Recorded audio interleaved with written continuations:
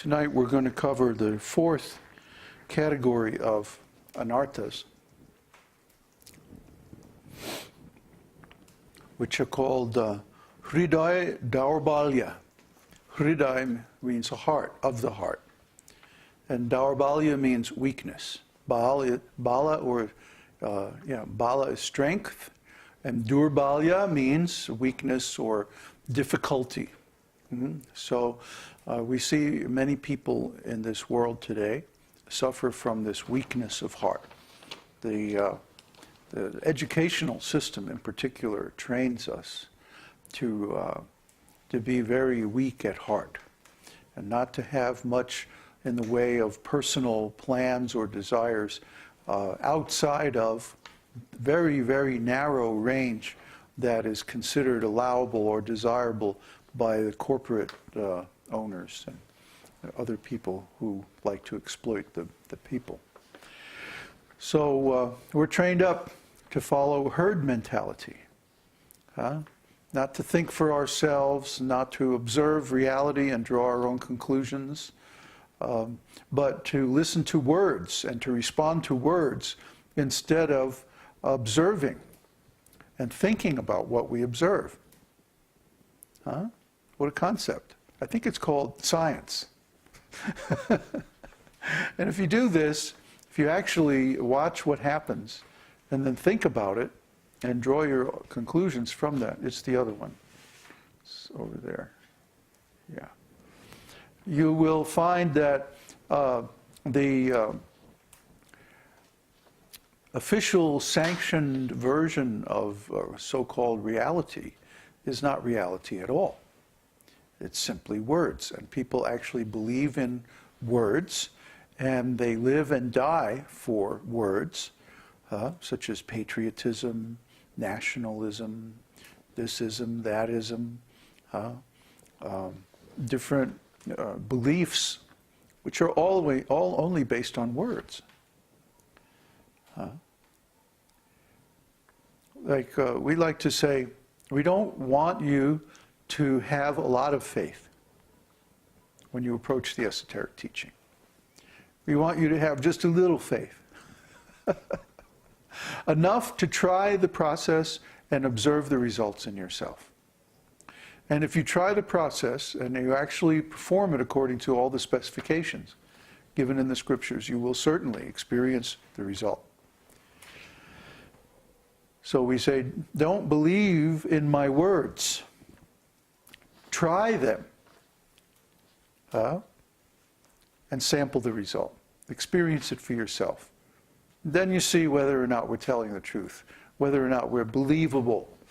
We don't want faith. We want credibility. We want to speak things, and then when you try them, they actually come out true. That's much better than saying, believe in this and that and the other thing. I can say, believe in Krishna. Believe that Krishna is God. Believe that Lord Chaitanya is the incarnation of God. And I suppose I would find a very small number of people who would be willing to believe that. But it's much more powerful if I can say, try this, do this, and see what happens. See if the result you get is the same that's described in the scriptures. That's much more powerful. And any person who can think for themselves is going to prefer the second approach. Because that way you actually get to determine for yourself whether or not the things we're talking about are true. And that's what makes a bona fide spiritual master. Lord Chaitanya says, Kiba Nasi, what is that? Sudra Nasi, Kiba Nasi, no. Anyway, whether you're a Brahmana or a Shudra or whatever you are, doesn't matter what you are. If you know the science of Krishna, then you are a bona fide spiritual master. That's the qualification given in the actual scriptures. That's the qualification given in our line.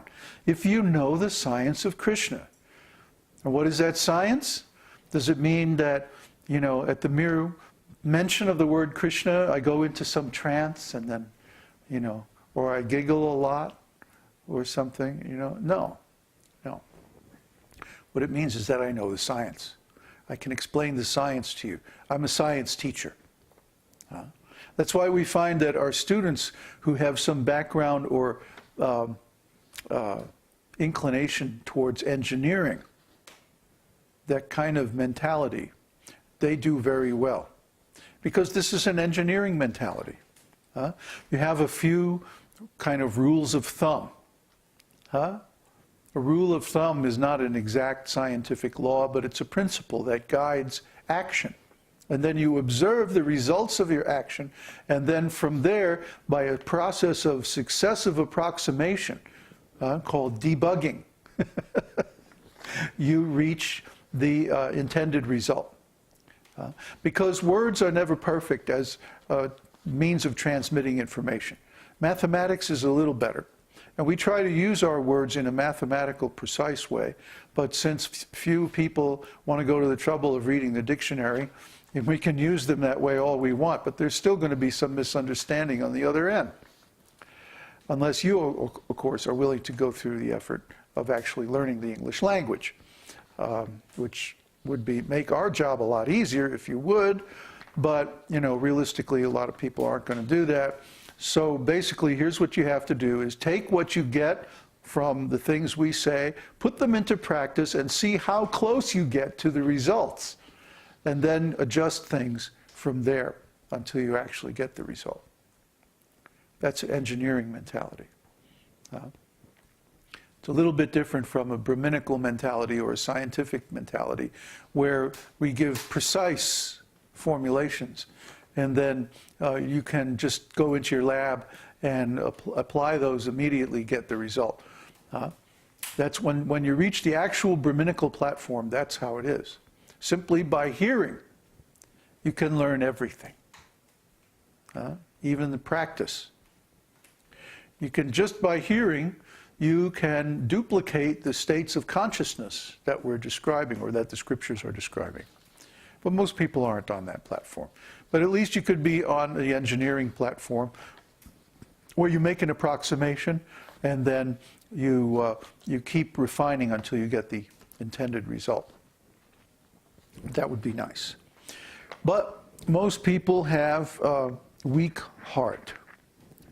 And the 4 kinds of weakness of heart are tuccha-āsakti, attachment for useless things. Asakti means attachment. Useless things means anything that is not engageable in Krishna's service. You have some suggestions? Dogs. Krishna has a pet dog. Yeah? It's a cow herding dog. See, now that's not useless. Yeah. Cow herding dogs don't bark. No. Yeah. Huh? If it's specified, poodles. Yes. Poodles are nasty little things, and they're completely useless.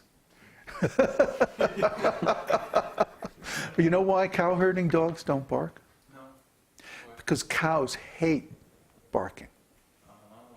Cows, yeah, they really don't like barking. They don't like being yelled at. You want to get a cow pissed off at you, just yell at her, you know. Really, you see them. They're very, very sensitive, emotional. They have those big ears, you know. So anyway, don't yell at your cow. And there's so many things that are useless in today's world. In fact, most of the things manufactured by human beings are quite useless, unless they can be engaged in Krishna consciousness, Krishna's service. You go to the, who is telling us? Coca-Cola. Oh yeah, Ziggy was telling us, he went to the first time, he was in Russia for 3 years doing construction and stuff like that. And then he came back to the United States, and he was out of toothpaste. So he went down to the store, you know, typical supermarket. And here was like a whole aisle of different kinds of toothpaste. And he was like standing there scratching his head going like, which kind of, and he was describing in Russia, it's like when the store has toothpaste, which it doesn't always have, you go down there and you buy like 20 tubes of toothpaste. And then you hoard it, for a year. And so it's a whole different thing than when you go in the store and there's like 500 different kinds of toothpaste, 1,000 different kinds of breakfast cereal, 200 brands of detergent, and each one has 4 or 5 different flavors, Soap comes in flavors. What is this? I mean, these are useless. These are useless things. You see, we value things in devotional service